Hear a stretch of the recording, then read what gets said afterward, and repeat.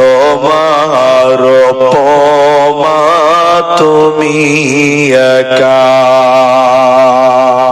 ও আমার মালিক, তোমার উপমা তুমি একা।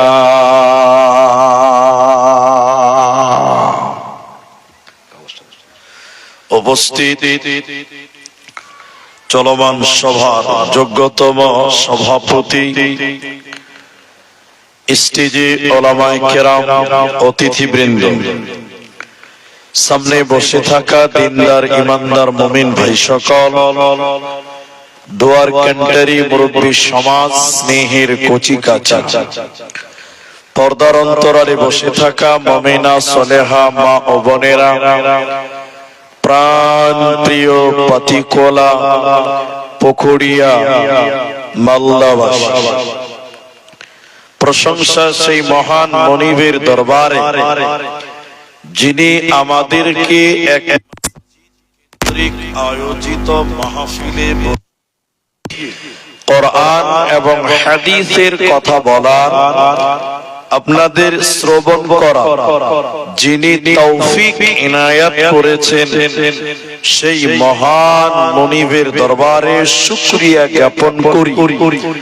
আমরা সকলেই একবার মুহাব্বতে বলি আলহামদুলিল্লাহ। দরুদ ও সালাম বর্ষিত হোক সরকারে কায়নাত তাজদারে মাদানী নবী কুল শিরোমণি ইমামুল আম্বিয়া, নবী মক্কি, নবী মাদানী, নবী আহমদ, নবী মুহাম্মদুর রাসূলুল্লাহ। একবার সবাই বলুন সাল্লাল্লাহু আলাইহি ওয়াসাল্লাম। মোহতারাম ভাইও, আজিজো, নওজওয়ান সাথীও, প্রচন্ড শীত ঠান্ডা, এরপরও আপনারা ধৈর্য ধরে আছেন। আমি আপনাদের সামনে একটি বিষয় আপনাদেরকে বলবো 2 মিনিট পর। তার আগে আপনাদের একটু দুটি অনুরোধ করব, একটু রাখার চেষ্টা করবেন। একবার বলেন ইনশাআল্লাহ। আমি আপনাদেরকে ডিস্টার্ব করব, মাঝে মধ্যে কিছু কথা জিজ্ঞাসা করব, আপনারা মুখ খুলে উত্তর দেবেন। একবার বলেন সবাই ইনশাআল্লাহ। বলেন, একটু কথা বলবেন তো। আপনারা যদি বলেন তাহলে আপনাদের বুঝতে সুবিধা হবে আর আমাকেও বুঝাতে সুবিধা হবে। আর আপনারা অনেক জায়গার মানুষ এমন আছে যারা কথা বলেন না, মনে মনে ভাবে যে মুলিসে বক্তা আপনি, আমরা কেন বকবো, হুজ্জুতি পাটি। কখনো আপনি বলবেন, কখনো আমি বলবো। আজকে আপনাদের সামনে আমি যে বিষয়টি আলোচনা করব বলে মনস্থ করেছি, ভাবনা চিন্তা করছি, তা হলো সুসংবাদ প্রাপ্ত লোক কারা। আল্লাহর সুসংবাদের নাম হলো জান্নাত। সেই জান্নাতের সুসংবাদ পাবে কারা? জান্নাতের সুসংবাদ কাদেরকে দেবেন? জান্নাতের সুসংবাদ পেতে গেলে আমাদেরকে কোন কোন গুণে গুণান্বিত হতে হবে, এই বিষয়গুলো আপনাদের সামনে উপস্থাপন করার চেষ্টা করব ইনশাআল্লাহুল আজিজ। আপনি 5 মিনিট টাইম আমার দিকে অ্যাটেনশন থাকেন, নড়াচড়া করবেন। একটা সময় নবী রাসূলদের মাধ্যমে আল্লাহ তার বান্দাদেরকে জান্নাতের সুসংবাদ দিতেন। আপনারা জানেন হাদিসে আশারা মুবাশশারার কথা বলা হয়েছে, 10 জন ব্যক্তির জান্নাতের কথা বলা হয়েছে, যাদেরকে দুনিয়াতেই জান্নাতি বলা হয়েছিল। একবার বলুন সুবহানাল্লাহ। সেই 10 জনের নাম বলেছিলেন আল্লাহ নবীর মাধ্যমে। তাহলে বোঝা যায় নবী রাসূলদের মাধ্যম দিয়ে আল্লাহ তার বান্দাদেরকে জান্নাতের সুসংবাদ দিতেন। কিন্তু 2025 সাল ডিসেম্বরের 25 তারিখ দিবাগত রাত্রি চলছে, আর কোন নবী নেই, আর কোন রাসূল নেই। নবী বলছেন আনা খাতামুন নবী, আমি হলাম শেষ এবং শ্রেষ্ঠ নবী, লা নবিয়্যা বা'দ, আমার পরে আর কোন নবী আসবেন না। তাহলে নবীদের রাস্তা বন্ধ, রসুলের রাস্তা বন্ধ, বিধায় আসমান থেকে জিবরাইল আর কোনদিন ওহী নিয়ে আসবেন বলেন না। এখন এখন পরবর্তীতে কিয়ামত পর্যন্ত যে সকল বান্দা বান্দীরা পৃথিবীতে আসবেন, ইনারা জান্নাতে যাবে, এই সুসংবাদটা দেবেন কে, নিয়ে আসবেন কে? যেহেতু আর কোন নবী রাসূল নেই। তো আল্লাহ সুবহানাহু ওয়া তাআলা কোরআনের ভিতরে সূরা তাওবাতে আল্লাহ বললেন, বান্দা আর নবী লাগবে না, রাসূলও লাগবে না, কিয়ামত পর্যন্ত আমার যত বান্দা বান্দীকে আমি জান্নাতের সুসংবাদ দিব, আমি অ্যাডভান্স অগ্রিম আমি কোরআনে তাদের পরিচয় বলে দিলাম। বলুন সুবহানাল্লাহ। তারা যারা আল্লাহর জান্নাতের সুসংবাদ পাবেন, সে সকল মায়েরা কারা, সে সকল ভাইয়েরা কারা? আল্লাহ কোরআনে একটা একটা করে বলেছেন, আমি আপনাদের একটা একটা করে বুঝাবার চেষ্টা করব ইনশাআল্লাহ। আল্লাহ তাবারাক ওয়া তাআলা বলেন, আত-তাইবুনাল আবিদুনাল হামিদুন। প্রথম নম্বর আল্লাহ তাবারাক ওয়া তাআলা বলেন, যারা তওবাকারী হবে, আমি আল্লাহর কাছে ইস্তেগফার করবে, ক্ষমা চাইবে, তওবা করবে, আমি আল্লাহ সেই সকল বান্দাদের তওবা কবুল করব।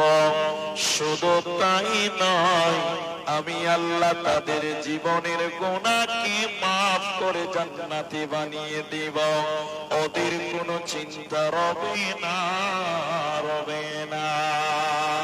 তাই আল্লাহ এক নাম্বার বলেন, তওবাকারী হয়ে যাও, এই লোক সকল আমি আল্লাহর কাছে ক্ষমা চাও, ইস্তিগফার করো, মাফ চাও, আমি তোমাদেরকে ক্ষমা করে জান্নাতের সুসংবাদ দিব, আমি তোমাদেরকে জান্নাতে দিব। বান্দা, তোমাদের চিন্তা রবে না, থাকবে না।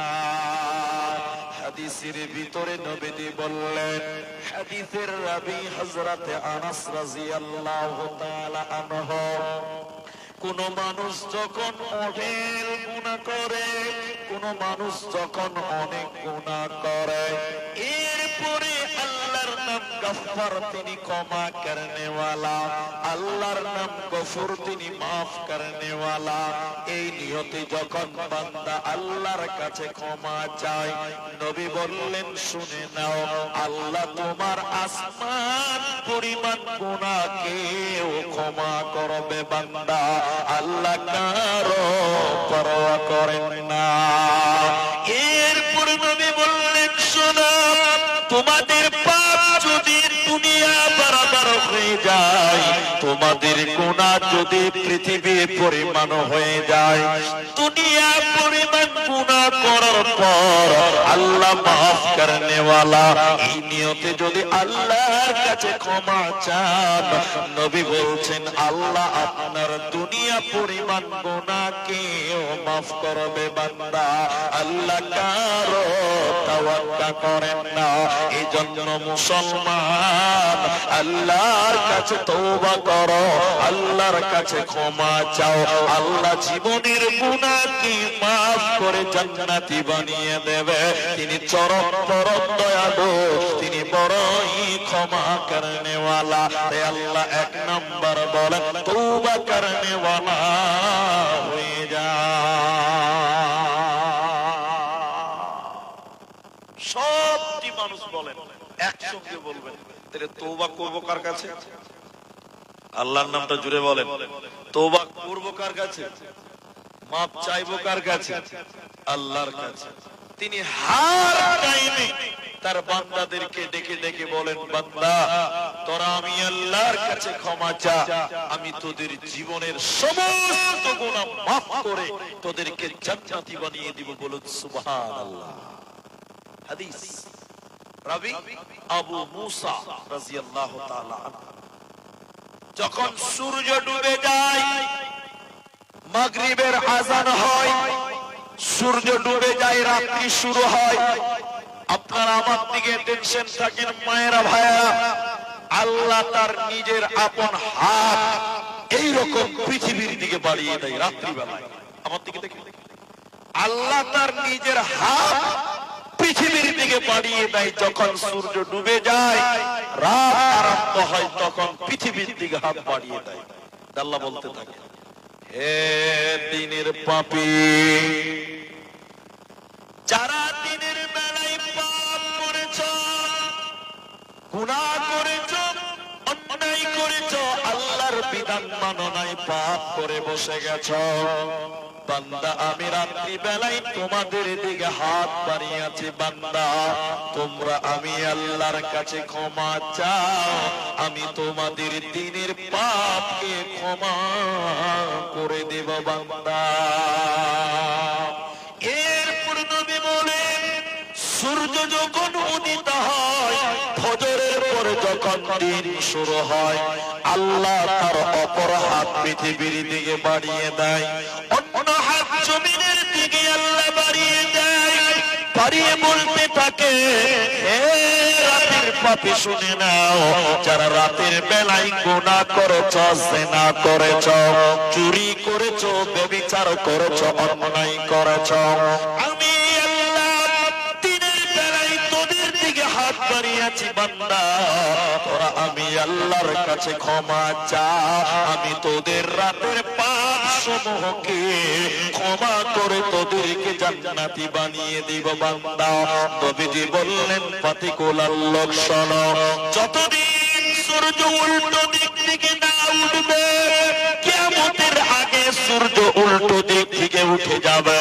নবী বলেন, যতদিন সূর্য উল্টো দিক থেকে না উঠবে, ততদিন আল্লাহ তার বান্দাদের দিকে হাত বাড়িয়ে থাকে। বান্দা বান্দা তোরা আমি আল্লাহর কাছে ক্ষমা চা, বান্দা আমি আল্লাহর কাছে তোরা মাপ চা, বান্দা আমি তোদের জীবনের গুনাহকে ক্ষমা করে জান্নাতি বানিয়ে দেব। হে আল্লাহ তাবারাক ওয়া তাআলা বলেন,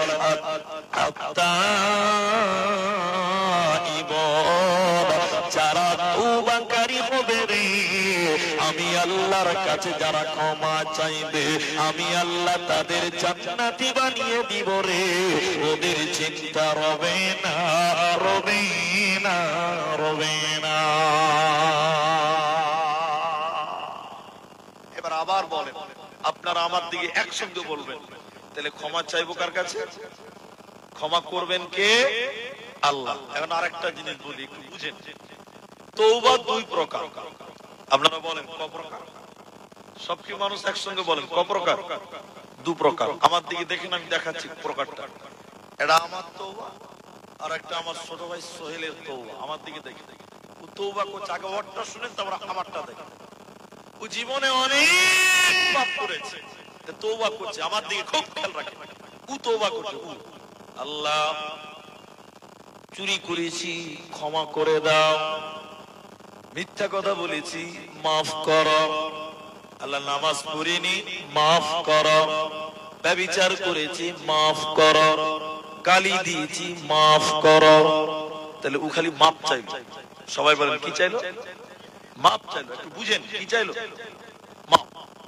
আমি আমার তওবা করছি, আল্লাহ আর চুরি করবো না, আর মিথ্যা বলবো না, আর গালি দিব না, আর ব্যভিচার করবো না।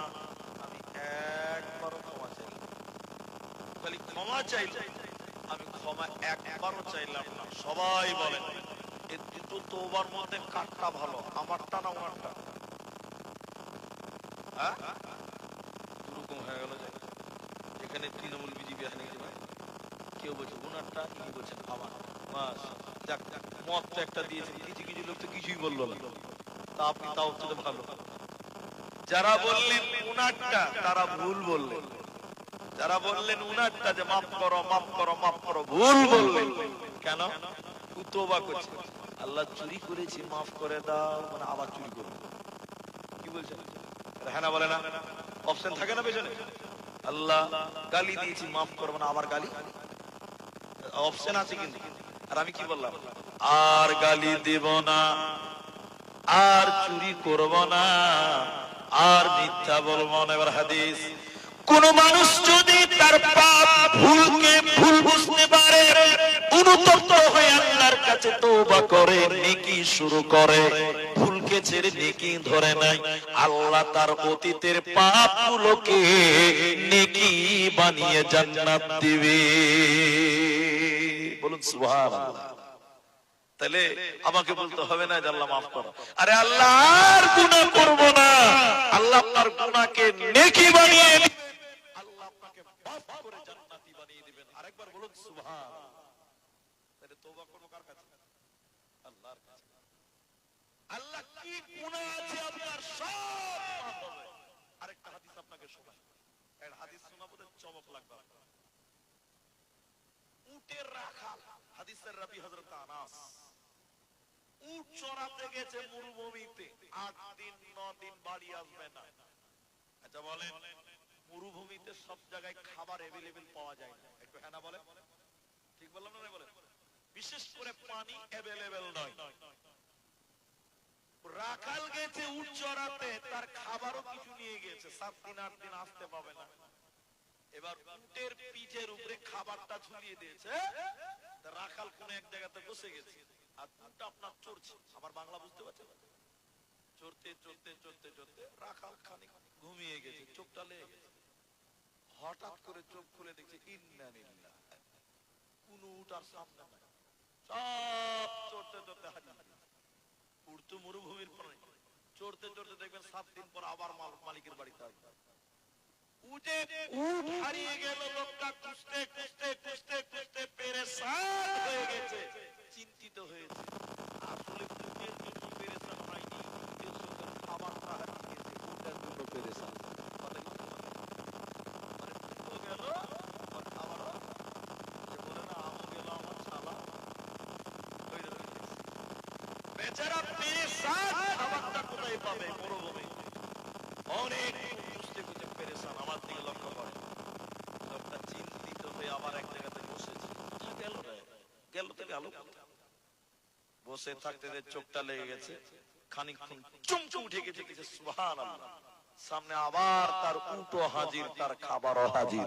আচ্ছা আপনারা বলেন, লোকটা খুশি হবে কি হবে না? এতটি লোক বলে না গো, খুশি হবে না? লোকটা খুশি হবে, মানে এত খুশি হয়েছে, খুশি হয়ে বলছে আল্লাহ আনা রব্বি আনতা আব্দুক, আল্লাহ আমি তোর আল্লাহ, তুই আমার গোলাম। কাকে গোলাম বলছে? আল্লাহকে গোলাম বলছে। আল্লাহকে বলছে তুই গোলাম, আমি মালিক। কেন? মুফাসসিরিনগণ বলছে কোনো গুনাহ হবে না, কোনো গুনাহ হবে না। কেন হবে না? এত বড় মিস্টেক হলো কি করে? হারিয়ে যাওয়া জিনিস পেয়েছে বলে।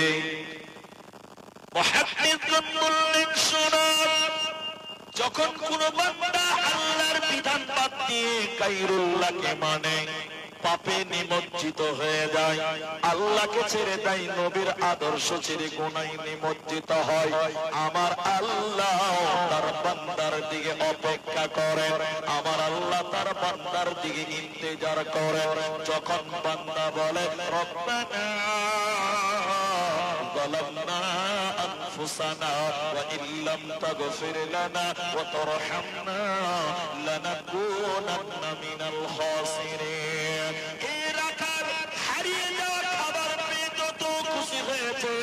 আমার আল্লাহর কাছে যখন কেউ তওবা করে ফিরে যায়, আমার আল্লাহ রাখালের চাইতে অনেক অনেক গুণে বেশি আনন্দিত হয়, আল্লাহ এর চাইতে অনেক অনেক বেশি খুশি হয়ে যায়।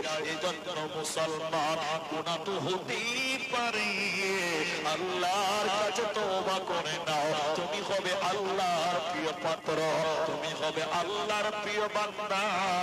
এজন্য তওবা করে নাও, আল্লাহ তোমাকে ক্ষমা করে জান্নাতি বানিয়ে দেবে, তোমাদের চিন্তা রবে না, রবে না, থাকবে না। সব খালি একবার আল্লাহকে বলো, অন্তর থেকে বলো, আল্লাহ তোমার জীবনের গুনাহকে মাফ করে আল্লাহ আমাদের জান্নাতি বানাবেন। আরেকবার বলুন সুবহানাল্লাহ। একটা তথ্য বলি, আপনারা যেটি মানুষ ঠান্ডা উপকৃত হবে। একজন গবেষক বলছেন, ইসলামিক পণ্ডিত বলছেন, একজন গবেষক বলছেন, ইসলামিক পণ্ডিত, আমার এই কথাটা গুরুত্ব দিয়ে বুঝেন। তিনি বলছেন যে আল্লাহ মানুষকে গুনার কারণে জাহান্নাম দেবে না।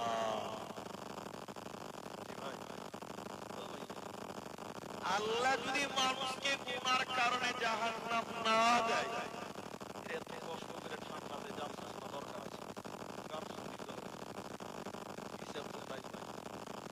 এত কষ্ট করে ফজরের সময় ঠান্ডা পানি করে নামাজ পড়ে কি লাভ?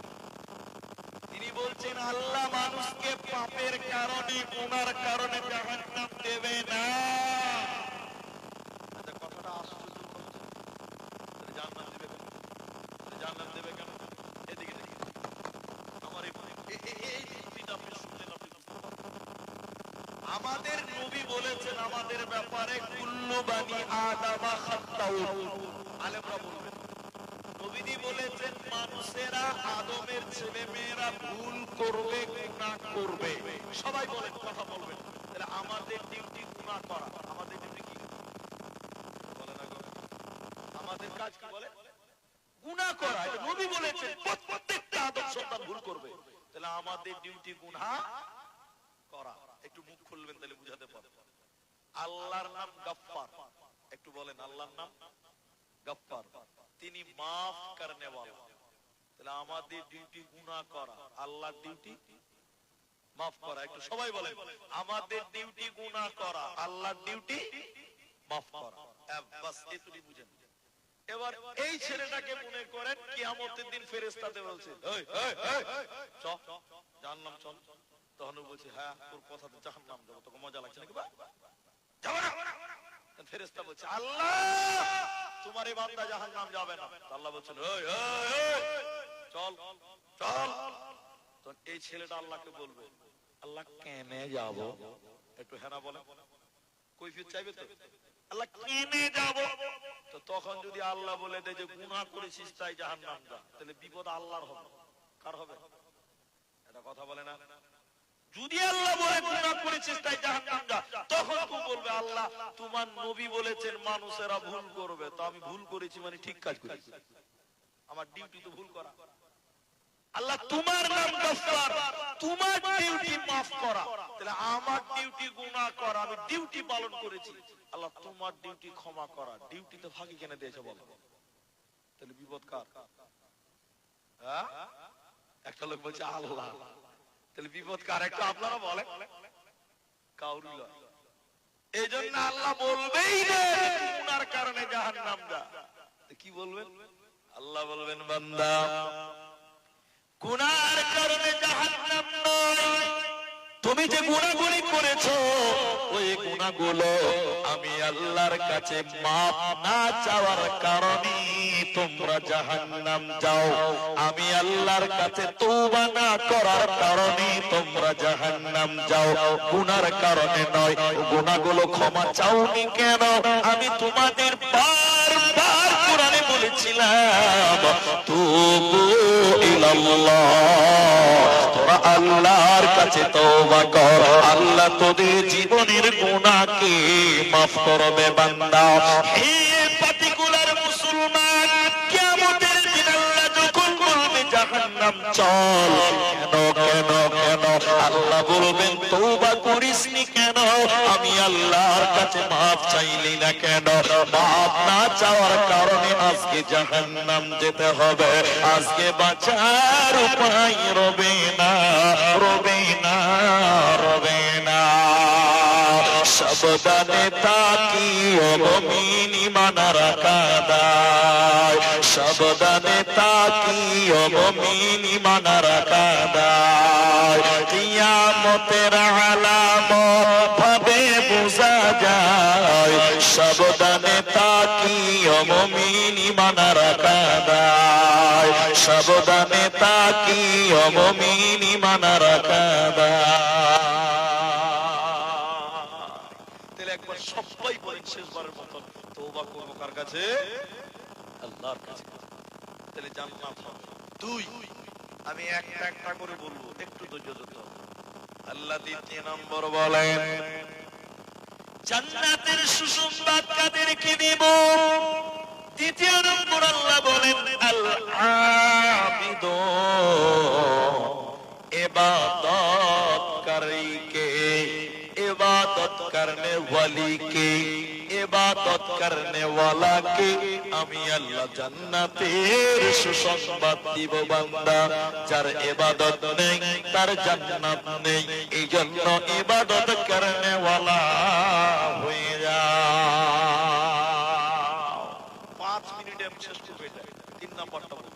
এখন আপনারা একটু মুখ খুলে বলেন, যতটুকু মুসলমান সবাই আমার ভাই, আপনারা বলেন, একজন মানুষের কম বেশি সবার ইবাদত আছে, আছে না ভাই?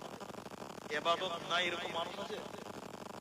রাস্তাতে একটা ইট পড়ে আছে, ওটা হটিয়ে দিলেন, এটাই ইবাদত। তাহলে ইবাদত নাই এরকম মানুষ পাওয়া? সব মানুষের ইবাদত আছে। এবার আমি আপনাকে বলি, একজন মুমিন মুসলমানের টোটাল জিন্দেগিতে ইবাদত হয়ে যাবে, টোটাল জিন্দেগিতে ইবাদত হবে। যেমন আপনি রাস্তা, আপনি ঘুমাবেন, আপনার ঘুমানোটাও ইবাদত। আপনি পায়খানায় যাবেন, পায়খানা টয়লেটে যাবেন, ওটাও ইবাদত। আপনি রাস্তায় চলবেন, এটাও ইবাদত। আপনি বলবেন ভাই আব্দুর রহমান, একটা লোক পায়খানায় যাবে ওটাও ইবাদত? হ্যাঁ, ওটাও ইবাদত। ঘুমাবে ওটাও ইবাদত। রাস্তায় হাঁটবে ওটা। দেখি একটু দেখায় আপনাকে, একটু দেখেন আমার দিকে দেখেন। যখন বাথরুমে যাবেন, দোয়া পড়বেন, প্রথমে পা দিবেন, ভেতরে চলে গেলেন, প্রয়োজনীয় কাজ শেষ, ওর ভিতরে কোনো কথা বলবেন না, বাথরুমে কথা বলতে হয় না।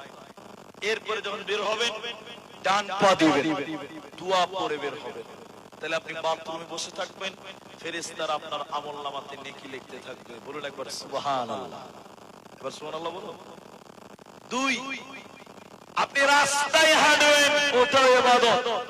বলে বলিস রাস্তায় হাঁটলে ইবাদত হবে? বলে হ্যাঁ। যখন বাড়ি থেকে বের হবেন তখন দোয়া বলবেন। দোয়া জানেন তো? বাড়ি থেকে বের হবে দোয়া, বিসমিল্লাহি তাওয়াক্কালতু আলাল্লাহ লা হাওলা ওয়ালা কুওয়াতা ইল্লা বিল্লাহ। মাশাআল্লাহ, মাশাআল্লাহ। এই দোয়া পড়ে বের হবেন।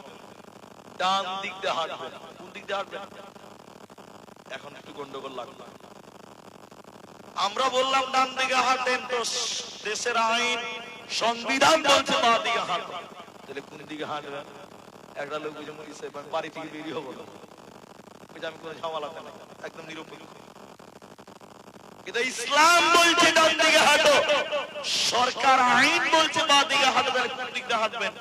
দোয়া পড়ে বাড়ি থেকে বের হবেন, প্রথমে 2-4 মিনিট ডান দিকেই হাঁটবেন, এরপর আপনি বাঁ দিকে চলে যাবেন। তাহলে ইসলামের আইনও মানা হলো, দেশের সংবিধান আইনও মানা হলো। আপনি যখন এইভাবে কৌশল অবলম্বন করে হাঁটবেন, ফেরেশতারা আপনার আমলনামাতে নেকি লিখতে থাকবে। জোরে বলুন সুবহানাল্লাহ। আপনি ঘুমাবেন, আপনার ঘুমটা ইবাদত। দেখি একটু দেখাই, উজু করে ঘুমাবেন। এখন বলে মুনি সাহেব, বাড়িতে স্ত্রী আছে, কি করে উজু করে ঘুমাবো? রাতে ডিউটি আছে আমাদের, বাচ্চা ছেলে আছে, বুঝে নেবেন। স্ত্রীর সঙ্গে আপনার শারীরিক সম্পর্ক হবে, এর চেয়ে আর বললাম না। আপনি কি উজু করবেন? হ্যাঁ, উজু করেই ঘুমাবেন। বলে স্ত্রী মিলন করতে হবে, উজু ছুটে গেছে, ছুটে যান। আবার স্ত্রী মিলন করার পর সঙ্গে সঙ্গে আপনাকে গোসল করতে হবে না। অনেক বোকা লোক আছে, রাতের বেলায় গোসল করে শেষ। যদি রাতে 2 বার মিলন করে তো 2 বার গোসল করে, আছে না নাই? 2 বার গোসল করতে হবে না। আপনি রাতের মনে করেন রাত 11টার সময় স্ত্রী মিলন হয়ে গেছে, তখন আপনি ভাবছেন রাত তো এখন অনেক বাকি, আরেকবার মিলন হতেও পারে। তখন আপনি কি করবেন? উঠে লজ্জাস্থান ধুয়ে নেবেন, উজু করে ঘুমিয়ে যাবেন। আবার রাত 2:30টার সময় আরেকবার মিলন হতে পারে, ফজরের আগে গোসল করে ফজরের নামাজ পড়বেন। কথা কি বুঝাতে পারলাম?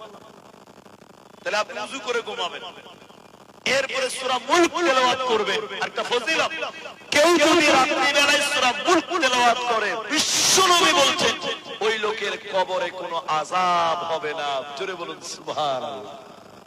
কোনো আযাব হবে না। উজু করবেন, সূরা মুলক তেলাওয়াত করবেন, নাস, ফালাক, ইখলাস এই সূরাগুলো তেলাওয়াত করবেন। প্রয়োজনে শরীরে নিজে ফু দিতে পারেন। নির্দিষ্ট দোয়া পড়ে ঘুমাবেন, ডান কাতে ঘুমাবেন, সারা রাত ঘুমাবেন। ফেরেশতারা আপনার জন্য নেকি লিখতেই থাকবে, লিখতেই থাকবে, লিখতেই থাকবে। জোরে বলুন সুবহানাল্লাহ। মুসলমানের ইবাদত সম্পূর্ণ জিন্দেগিতে ইবাদত সিস্টেমে ফিরে আসতে হবে। আল্লাহ দ্বিতীয় নম্বর বলছেন তোমরা ইবাদতকারী হও। হে আমার মা, তোমরাও এই ইবাদতগুলো মেইনটেইন করো, মেনে চলো। আল্লাহ ইবাদতকারীকে কিয়ামতের দিন জান্নাতের সুসংবাদ শোনাবেন। আরেকবার জোরে বলুন তো সুবহানাল্লাহ। নাম্বার 3, জান্নাতের সুসংবাদ নিতে গেলে আল্লাহ তাবারাক ওয়া তাআলা বলেন আল হামিদ, প্রশংসাকারী হয়ে যাও, আল্লাহর প্রশংসা করো। মুসলমান না শুকরি করবে না, সর্ব অবস্থাতে সর্ব হালাতে তুমি আল্লাহর শুকরিয়া আদায় করো। আল্লাহ তোমার নিয়ামত বাড়িয়ে দেবে, আল্লাহ নিয়ামত বৃদ্ধি করে দেবে। এজন্য মুসলমান আল্লাহর শুকরিয়া আদায় করো। মুসলমান না শুকরি করতে পারে না। সবাই একবার বলেন আলহামদুলিল্লাহ। তাহলে প্রশংসা কার? আল্লাহ। একটু আমার দিকে দেখেন, একটু দেখেন, একটা হাত বাড়িয়ে দিছি, দেখে দেখেন, এদিকে দেখেন। আসসালামু আলাইকুম, কেমন আছেন? আছি মোটামুটি। এই মোটামুটি কিছু লোক আছে না গো আপনাদের গ্রামে? নাই? সালাম দিলে কি কেমন আছেন বাপজি? আছি মোটামুটি বাপু, শরীর স্বাস্থ্য ভালো নাই।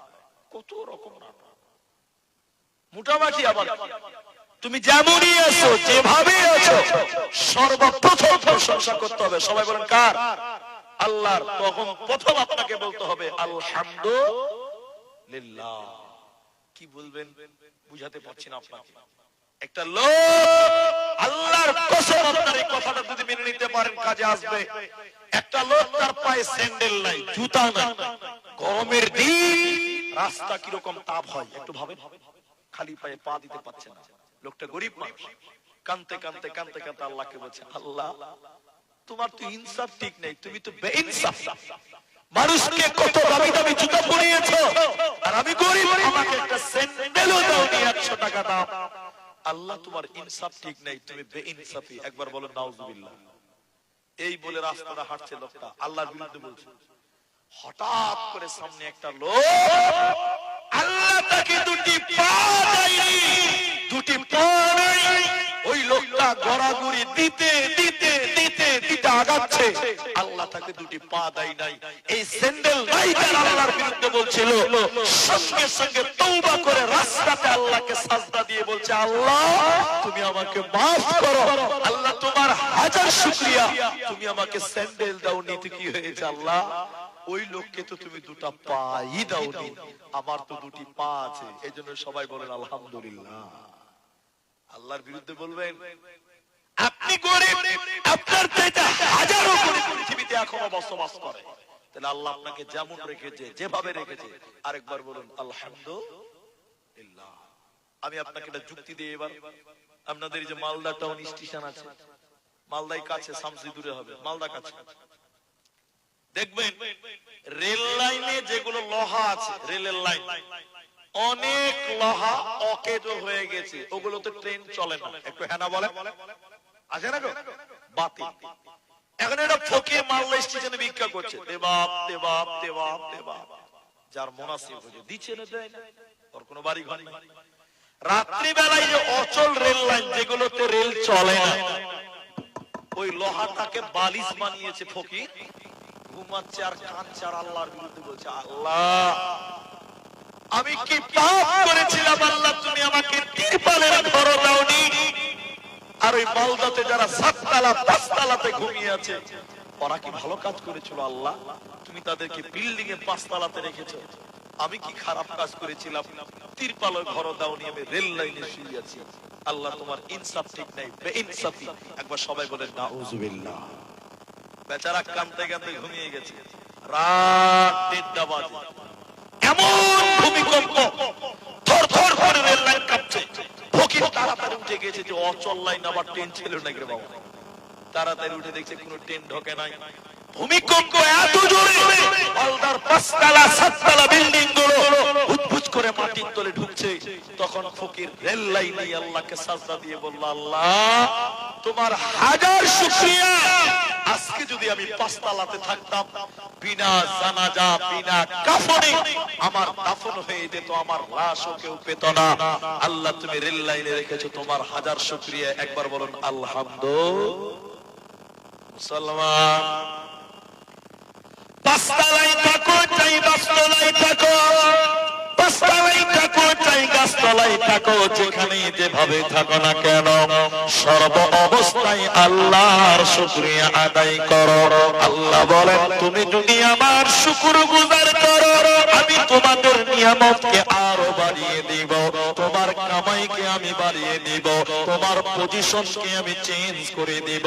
এজন্য আল্লাহর শুকরিয়া আদায় করো, আল্লাহ তোমাদের জান্নাতে দিবে। মুসলমান কোনো চিন্তা করবে না।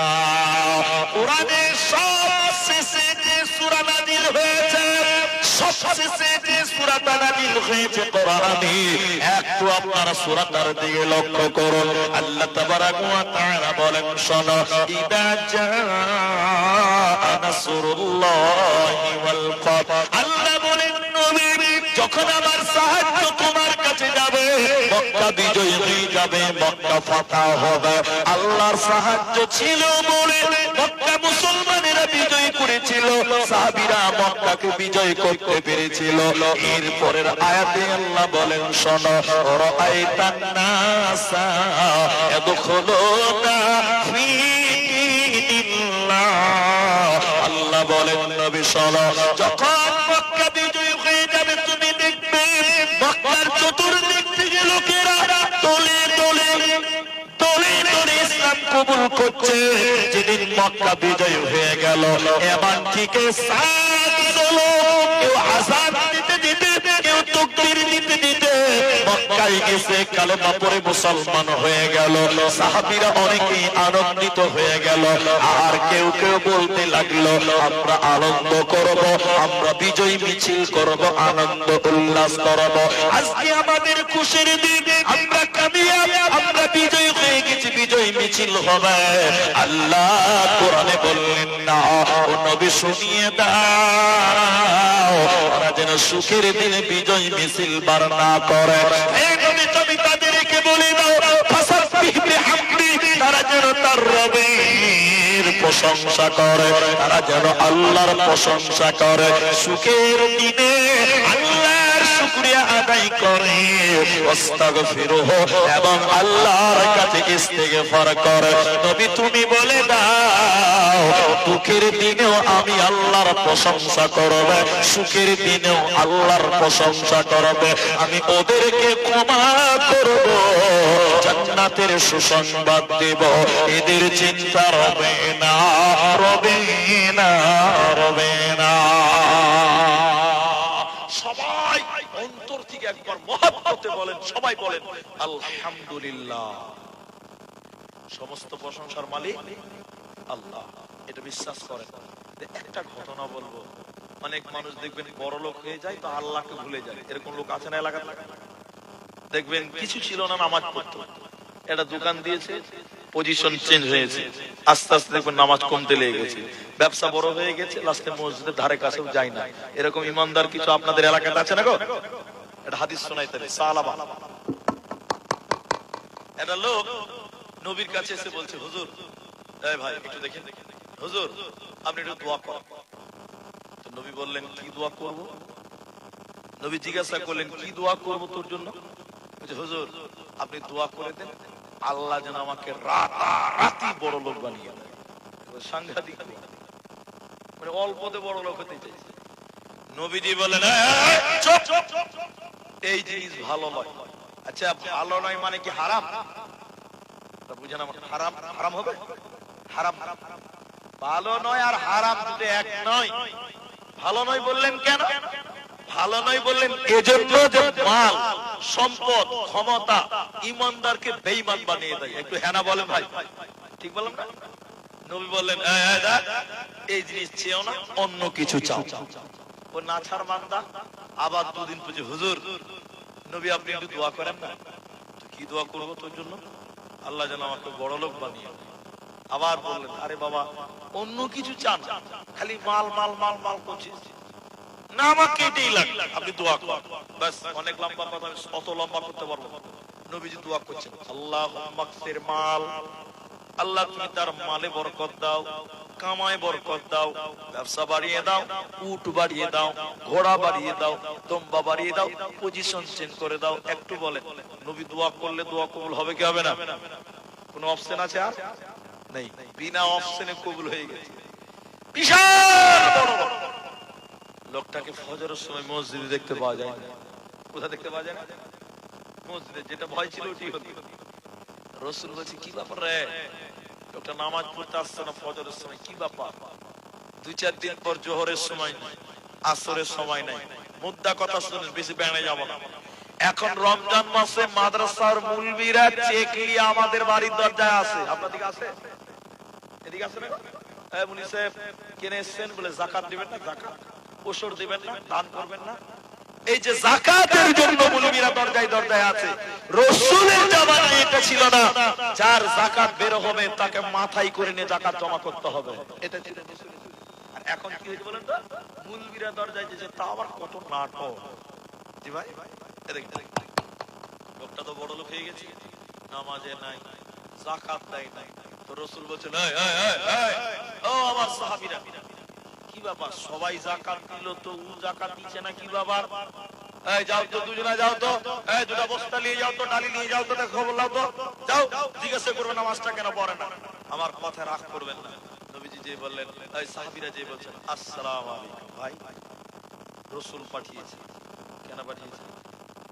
বলছে যে সবাই যাকাত জমা করেছে ভাই, আল্লাহ তোমাকে তো বেলায় বড় লোক বানিয়েছে, যাকাতটা দিবা না? তখন বলছে, হ্যাঁ যাকাত? কোথায় যাকাত? কিসের যাকাত? বলে বিশ্বনবী পাঠিয়েছে যাকাত দেওয়ার জন্য, শতকরা 2.5 টাকা। তখন বলছে, মুহাম্মদকে বলিস এত সস্তাতে পাওয়া যায়নি, খুব কষ্টের কামাই আছে এটা, 1 আনা কুড়ি দিতে পারবো। দেখেন কোথা ছিল কোথায়, কোথা ছিল কোথায়। বাস, আমি বেশি বেড়াই যাচ্ছি না। তখন ওই লোকটা বলছে, ওই ভাই তুমি মসজিদে যাও না কেন ফজরের সময়? জোহরেও দেখতে পাই না মাঝে মধ্যে, ফজরে তো কোনদিনই যাও না। তখন কি বলছে দেখে, ওদের আজান দেয় 5টায়, মুয়াজ্জিন যখন বলছে আসসালাতু খায়রুম মিনান নাওম, আমার 75টা কর্মচারী আছে, সবাই বলেন কতটা? আমি যে আজান শুনছি উঠলাম, আরে কবির, জামির, জমশেদুর রে, উটগুলোকে খুল রে, দুম্বাগুলো ছাড় রে। এই করতে করতে বেলা 6:30 বাজে। নামাজ পড়তে বলেন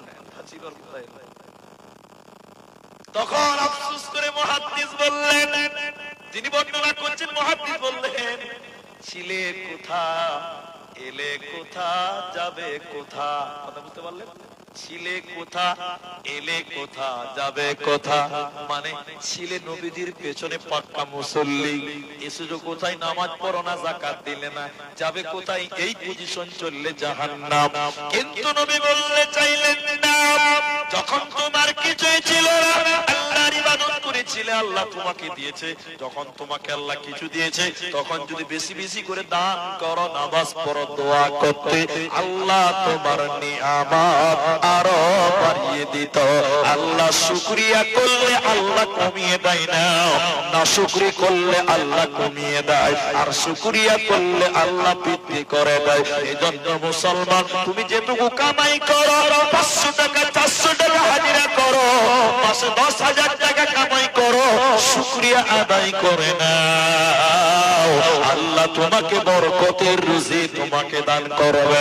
আমার আল্লাহ বলেন, আল হামিদ, প্রশংসা করনে ওয়ালা হয়ে যাও, আমি তোদেরকে জান্নাতের সুসংবাদ দিব বান্দা, তোদের চিন্তা রবে না, রবে না, রবে না। 4 নাম্বার শুনেলেন, এর পুকুরিয়া পাপিকুলার মুসলমান ভাইরা, 4 নাম্বার জান্নাতে যেতে গেলে কোন গুণে গুণান্বিত হতে হয়। আমার মারে, এবার গুরুত্বপূর্ণ বিষয়, নারী পুরুষ সবার জন্য সমান। আল্লাহ 4 নাম্বার বলেন, রোজাদার হয়ে যায়।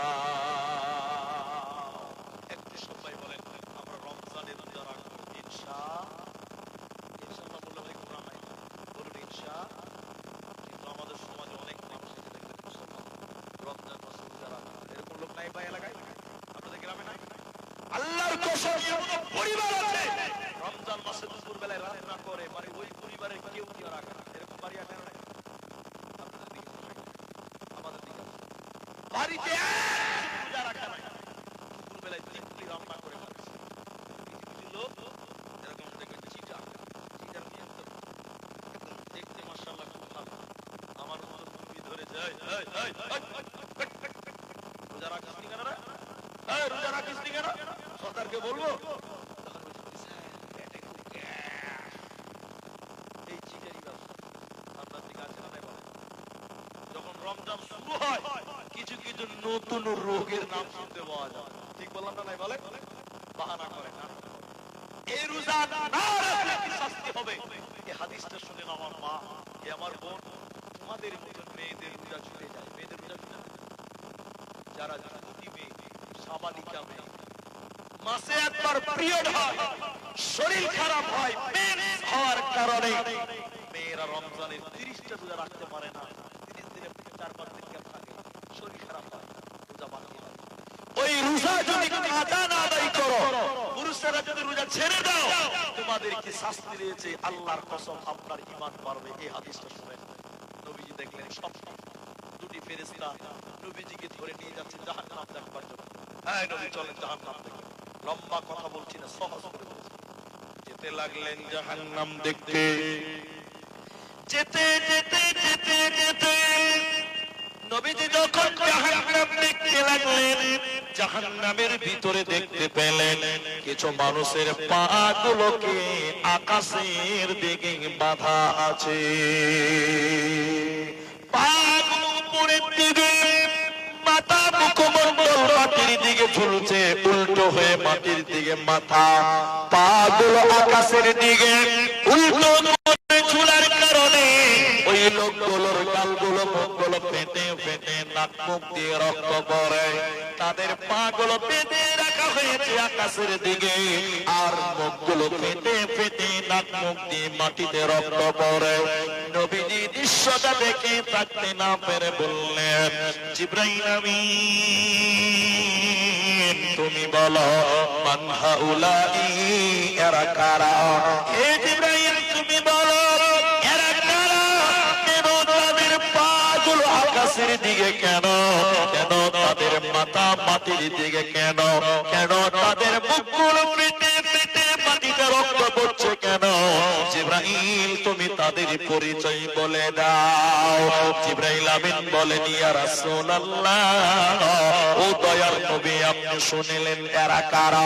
আল্লাহর ওই সমস্ত নাফরমান বান্দা বান্দীরা, ওই সমস্ত পাপিষ্ঠ গুনাহগার বান্দা বান্দীরা যারা রমজান মাস পেয়েছিল, সিয়ামের মাস পেয়েছিল, রোজার মাস পেয়েছিল, দিনের বেলায় খাবার খেয়ে রোজা ছেড়ে দিয়েছিল, ইফতারের আগেই যারা ইফতার করে নিয়েছিল, মানে দিনের বেলায় যারা খাবার খেয়েছিল, ওই সমস্ত বেরোজাদারের দল, ওদের পাগুলো আকাশের দিকে বেঁধে রাখা হবে, আর তাদের মাথা মুখমণ্ডল মাটির দিকে ঝুলবে, এরা জাহান্নামে ঝুলতে থাকবে।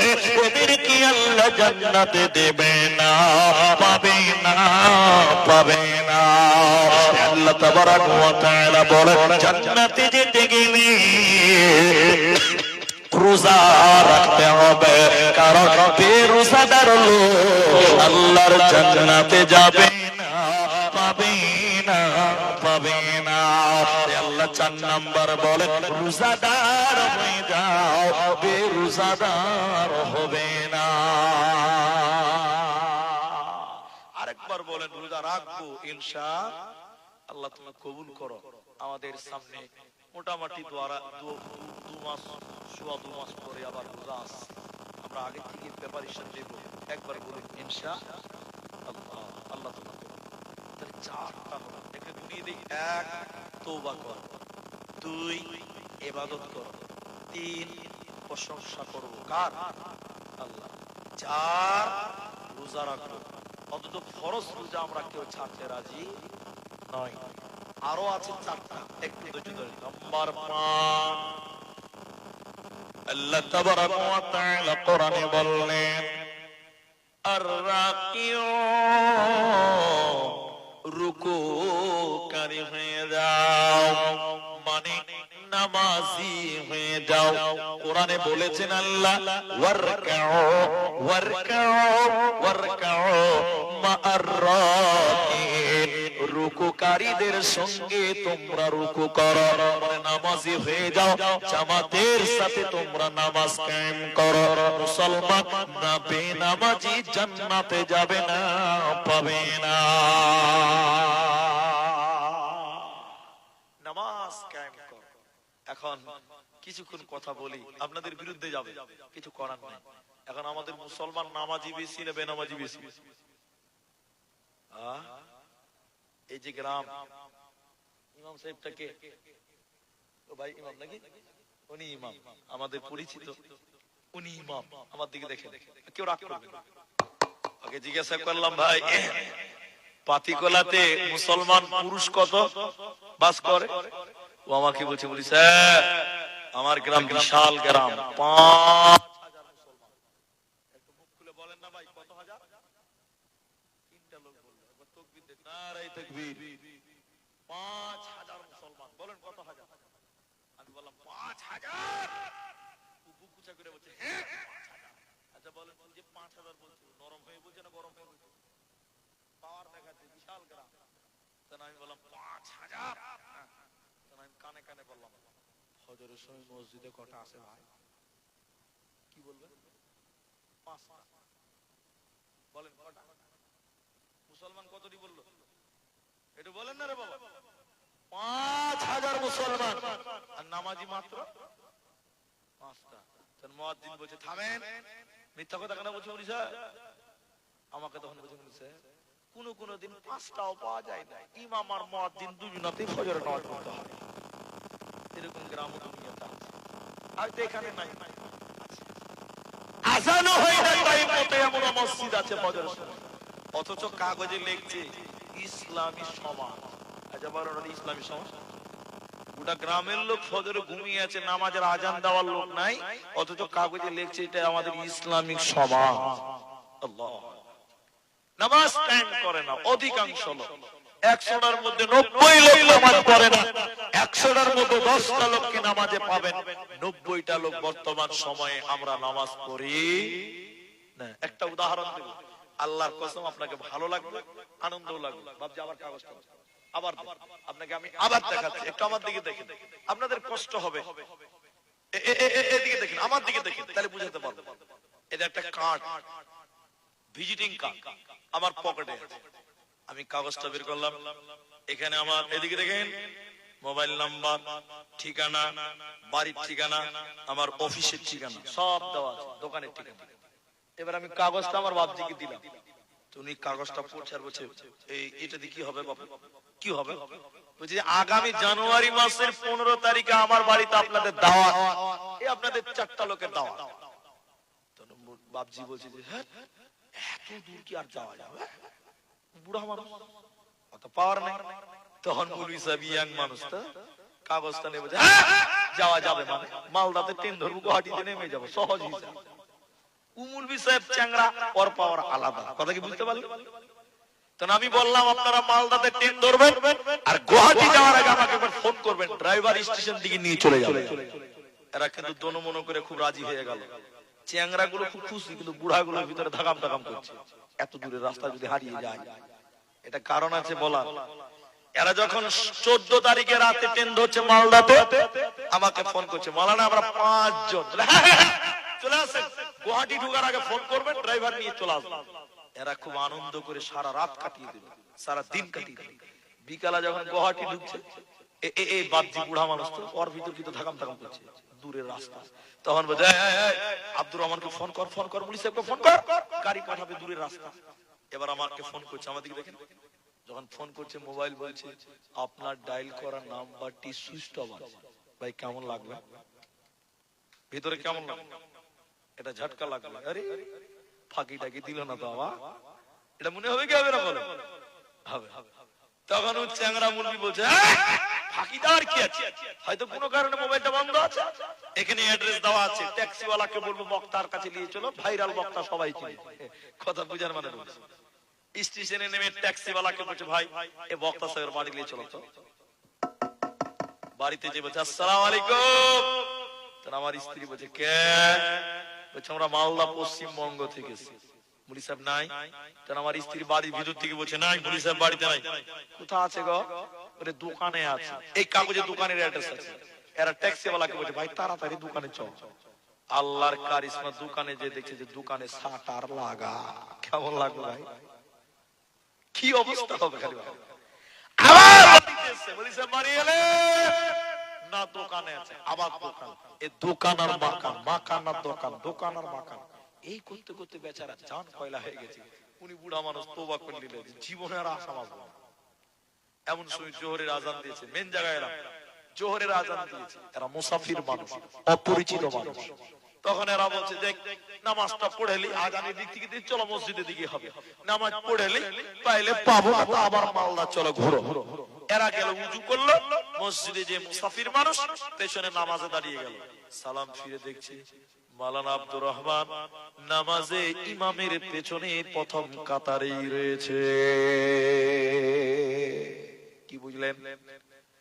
একজন ইমানদার গবেষক বললেন, পৃথিবীর লোক জান্নাতি কোন মানুষকে খুঁজতে গেলে দোকানে মাকানে খুঁজলে হবে না, নামাজের টাইমে জান্নাতীকে মসজিদে পাওয়া যাবে। বেনামাজি জান্নাত যাবে না, আর নামাজি জান্নাতি হবে। এজন্য নামাজিকে দোকানে খুঁজতে হবে না, আজানের টাইমে মসজিদে তাকে পাওয়া যাবে। কেন? আমার আল্লাহ বলেন, যারা নামাজি হবে আমি আল্লাহ তাদেরকে জান্নাতে দিব রে। আল্লাহ 5 নাম্বার বললেন, শোনো, নামাজি হয়ে যাও। এ পার্টিকুলার ভাইরা, বিশ্ব নবী হাদিসের ভিতরে বললেন, আউয়ালু মা ইউহাসাবু বিহিল আবদ, কিয়ামতের দিন সর্বপ্রথম মানুষকে বলা হবে, ও পার্টিকুলার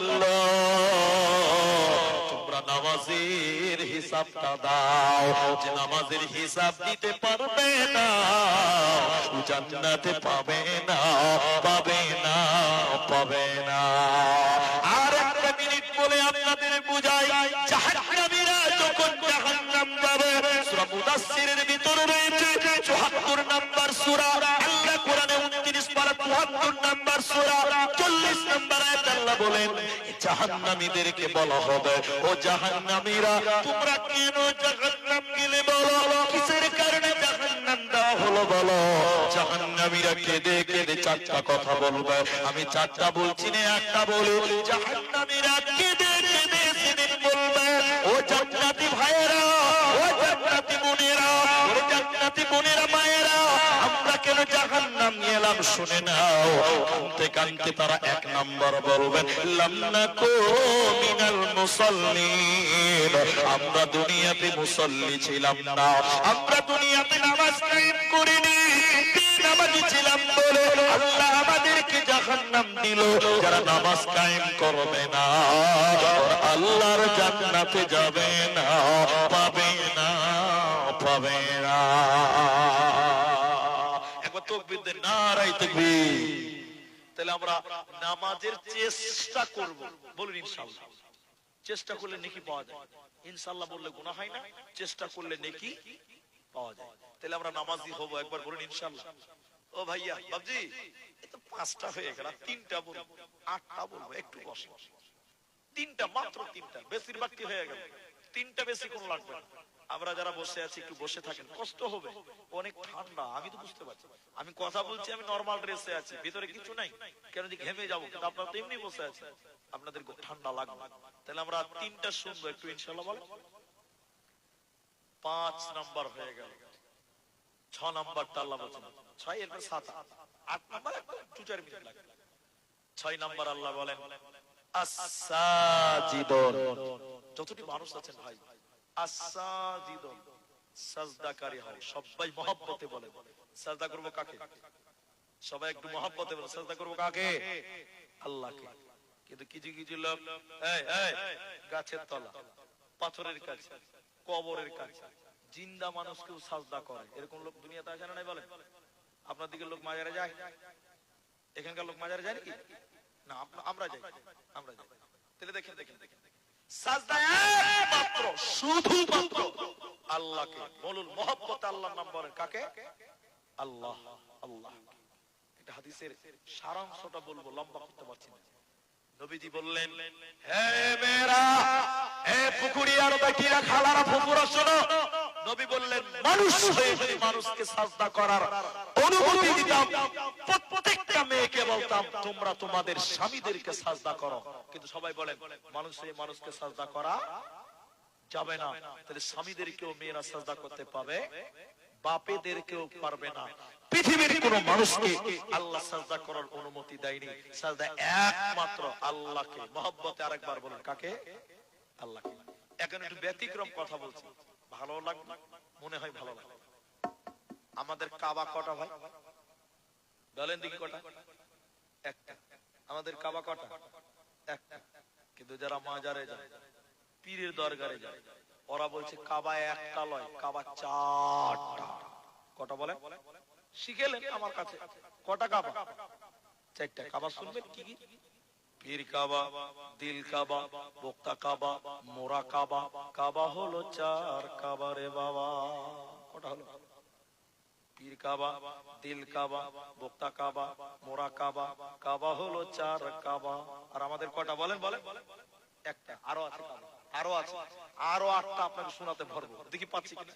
শরীয়ত, তরিকত, হাকিকত, মারিফত, তান্ত্রিক, তামাসিক, বাজাজিক, যান্ত্রিক, এই করে করে মারিফতের লাইন আছে আটটা, শরীয়তের লাইন আছে চারটা। তার আট চারে কত হলো? 12টা। আর দু চারটা থাকলে কোরআনটা তোকে পাবাতি ভরে দিবে। ঠিক বলছি না? তাহলে আমাদের কাবা কটা সবাই বলে? একটা। আর ওদের কাবা তাহলে কটা দাঁড়ালো?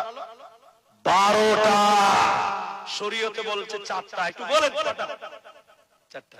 আমি এগুলো কি করে জানি বলে তুমি কি করে জানো? আমি আপনাকে গুমর কথা বলছি। আমার বাপ আহলে হাদিসের বেটা, ও 70 গোষ্ঠী আহলে হাদিস। আমার মা আহলে হাদিসের বেটি। কিন্তু কেমন আহলে হাদিস জানে? আমার নানা নিজে পীর সাহেব ছিল। আমি নিজে দেখেছি, আমাদের জ্ঞান ছিল। বড় বড় চুল হয়েছিল আমার নানা, ছিল লম্বা মানুষ ছিল, লম্বা লম্বা চুল ছিল। তো ওর ভক্ত এত মুরিদ ছিল, বছরে উরুস হতো, বৈঠক হতো, দেশ বিদেশ থেকে লোক আসতো। আমি নিজে দেখেছি। এবার আমি জানি কি করে? অথচ কিন্তু তারা আহলে হাদিস। বুকে আমি হাত মারতো, আমিন বলতো, রফুল আদান করতো, কিন্তু পীরের মাজারে তারা ভক্ত ছিল। এই ছিল আহলে হাদিসের অবস্থা। আমার নানাকে সাজদা করছে, মানুষেরা সাজদা করছে। একবার বলে নাউজুবিল্লাহ। মানুষের সাজদা করছে। তাহলে আমি তালবিলিম মানুষ, তখন আর কতদূর পড়াশোনা করেছি, তালবিলিম পড়ছি। তাহলে আমার নানা কি বলছে, নানা এটা যে সাজদা করছে এটা যাবে না। তালবিলিম একটু গরম আলাদা, যাবে না। তখন আমার নানা এরকম আমার দিকে তাকিয়ে জামা গুটিয়ে বলছে, এই আবে কতদূর লেখাপড়া করেছিস বা? ব্যাস কুটকুটি মরে গেছে। আমি তো মৌলভী বাস করিনি তখন, তালবিলিম। বলছে কতদূর লেখাপড়া করেছিস তুই বল। আমি আর কিছু বলতে পারবো? তাহলে আমার নানা বলছে জায়েজ, মানুষ হয়ে মানুষকে সাজদা করা জায়েজ। একবার বল নাউজুবিল্লাহ। জায়েজের দলিল। এবার দলিল শুনি। কাবা কটা বললাম? চারটা। চারটা বললাম। কটা বললাম? চারটা। তাহলে আমার নানা বলছে জায়েজ। কি করে জায়েজ? এবার আমার দিকে দেখেন, এই যে লাইটটা জ্বলছে, ফ্যান, মাইক চলছে, এগুলো চলছে কেন? নিশ্চয়ই কোথা থেকে কারেন্ট আনা হয়েছে। হয়েছে কি করে? একটু হ্যাঁ না বলেন না। রাস্তা থেকে কারেন্ট আনা হয়েছে। রাস্তার তারে মনে করলেন 11,000 ভোল্ট আছে। আচ্ছা রাস্তার তারে যদি কেউ হাত দেয়, আমরা সাধারণ মানুষ মরবো না বাজবো? বলেন, মরে যাবো। আর ওখান থেকে কারেন্ট নিয়ে এসে এখানে লাইট জ্বালাইছে। এখন একটা সাধারণ মানুষ যদি এই লাইটের কারেন্টে হাত দেয়, কি বলছেন? মরবে না বাজবে? আপনারা বাজবেন নাকি? মরবে না? একবার ট্রাই করে দেখলেন, জি মরবে। তাহলে ওখানে যা পাওয়ার আছে এখানেও তাই, বলেন না গো? পাওয়ার আছে। এবার আমার দিকে দেখেন, দলিল দেখেন, দলিল দলিল। এটা বুঝে নিলেন।